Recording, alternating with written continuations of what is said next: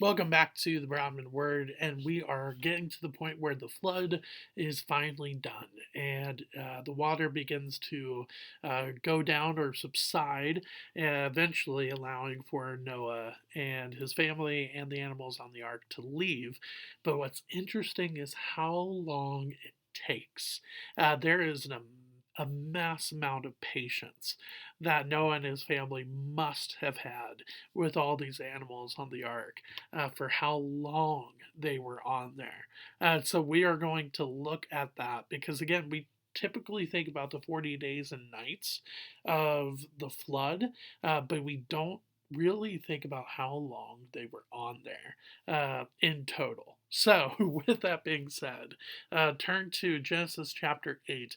We are going to be looking at verses 1 through 19, 1 through 19. So, Genesis chapter 8, verse 1.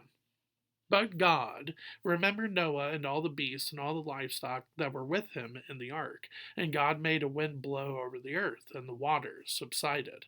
So, here's the thing with this it doesn't mean like God is sitting up there in heaven and goes, "Oh my gosh, Noah."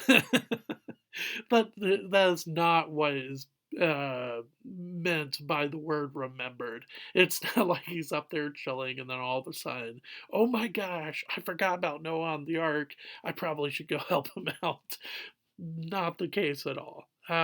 Basically, what it is recalling is uh, especially with the fact that the waters prevailed with the flood for 150 days, which is the end of of chapter 7, verse 24, and the waters prevailed on the earth 150 days, and so it's a very long time that they are on this ark just for the prevailing of the flood for 150 days. That alone is a very long time. 150 days is give or take about 5 months. It is a very long time. But God not recalls, but he goes, you know what? It is time for Noah and his family and the animals to leave the ark. That's what's being talked about when it's saying God remembered Noah. It's not that he forgot about them or he or he just had a zoned out and then remembered them. No, it's just saying, look, it is time for them.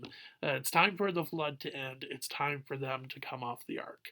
And so God sends this wind, and because of this wind, the water subsides. But it takes a while to do that. And some other stuff happens too. Verse 2. The fountains of the deep and the windows of the heavens were closed. The rain from the heavens was restrained, and the waters receded from the earth continually.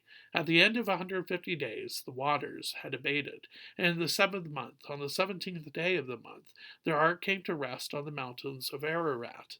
And the waters continued to abate until the 10th month. In the 10th month, on the first day of the month, the tops of the mountains were seen.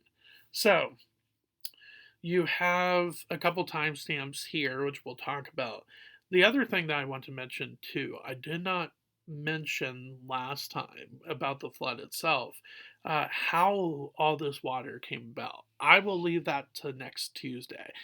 So we will take a brief break and talk about how the waters came about with the flood. There's some interesting theories there, so I wanted to walk through those with you, especially with this idea of the waters of the fountains of the deep. What does that mean exactly? Um, but however, the time has come for the flood to end, but it takes another 150 days. So there's 150 days where the flood prevails. Then there's 150 days where the waters abate, and that word abate just means a reduction of or a lessening of. And then you have a couple timestamps. Keep these in mind But remember in Genesis chapter 7, verse 11, in the 600th year of Noah's life, in the second month, on the 17th day of the month, on that day all the fountains of the great deep burst forth, and the windows of the heavens were opened. So that's the beginning of the actual flood. So that's your first timestamp. Then you have these other timestamps as well. So we're still in that 600th year of Noah's life. And then you are mentioning the seventh month and the 17th day of that month, and then the 10th month in the first day of the 10th month. So you're having a couple of timestamps to help us realize how long Noah and his family and the animals on the ark were there. But then it keeps going. Verse 6.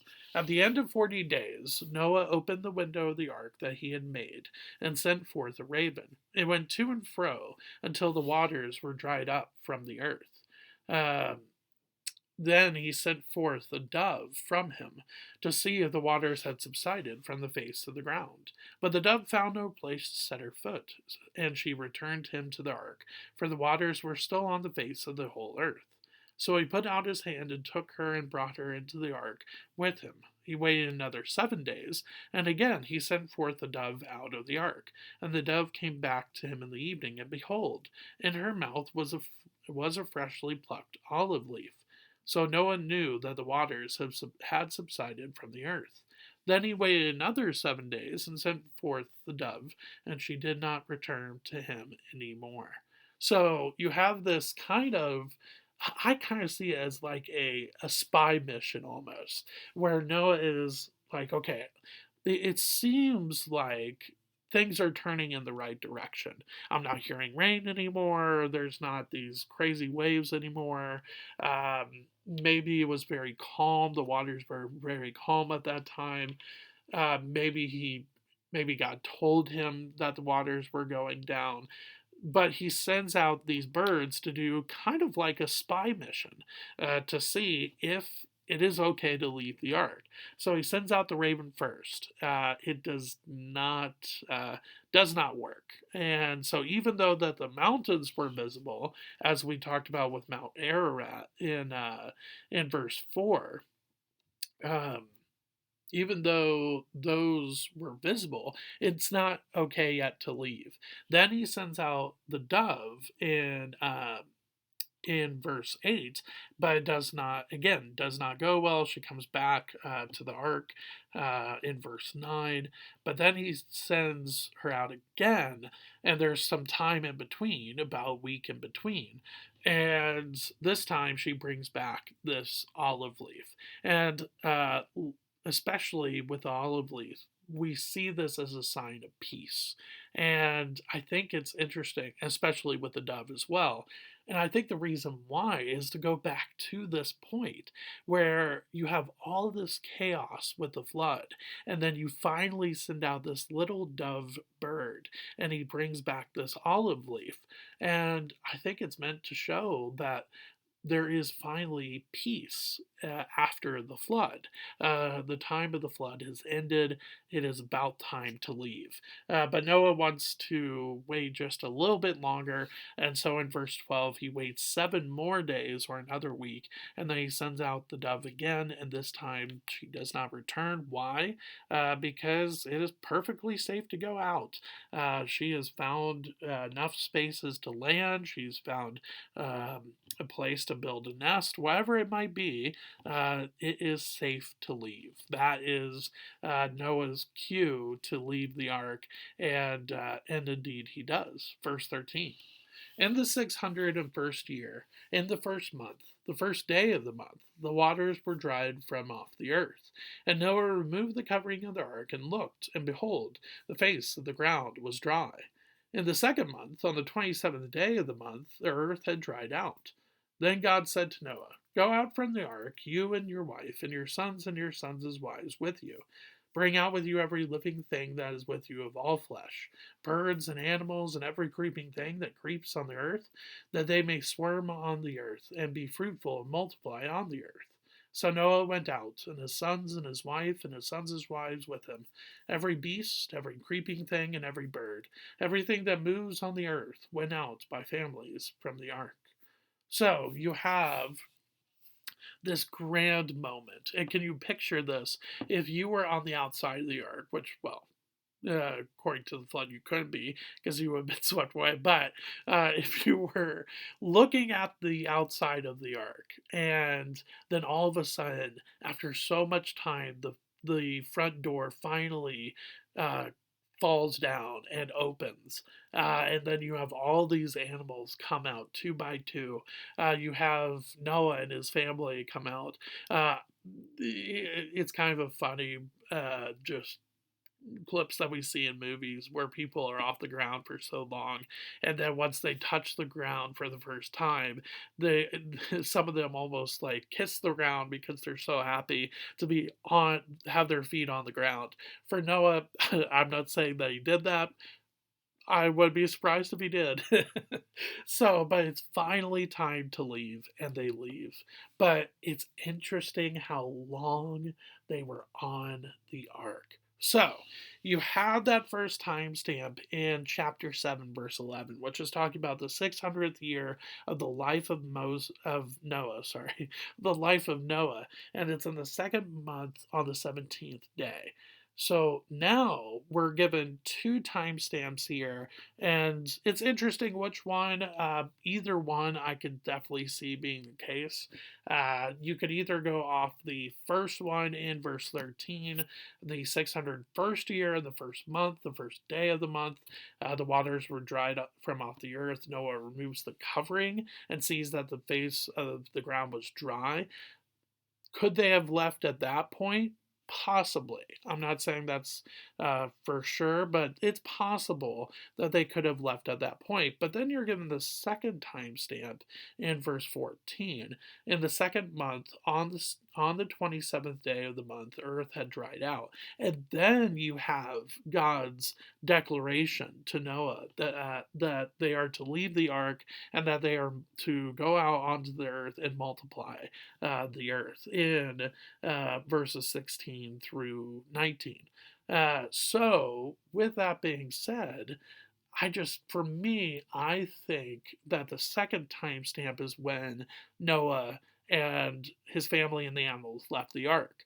Um, so, with that in mind, if you look, that according to our 365-day calendar would be about 375 days that they were on this ark. I mean, it is a huge amount of time that they were on this ark. Uh, it is mind-boggling. So now, of course, if you say, okay, well, what if it's not the same exact calendar?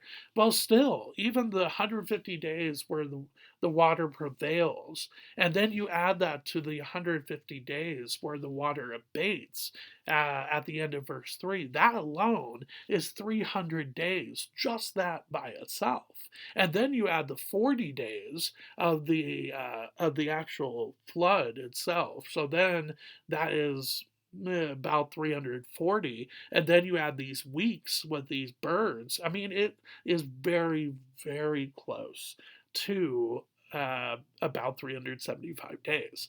So again, whether it's completely accurate to our calendar or whether it's a few days short, the idea again is that they were on here for around a year, and that is staggering. You just imagine the patience that Noah and his wife and his sons and their wives must have had for a year on this ark, not being able to leave that circumference or that square footage of the ark, even though it is a massive, massive boat. It must have been just completely just mind blowing, frustrating, trying, all of that stuff, and yet God sees him through it.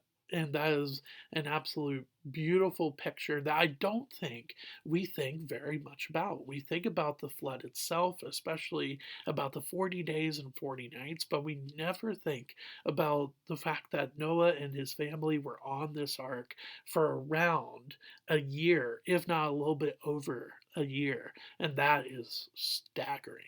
But is a great reminder about the patience that the Lord gives us, of course, in those moments where it can be very, very trying.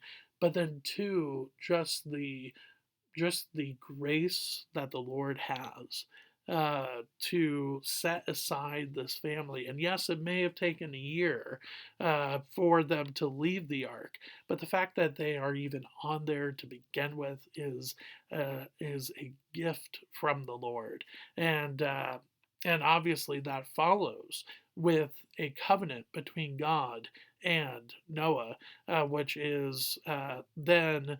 Uh, Wrapped up with the sign of the rainbow. So we will talk about that next Thursday.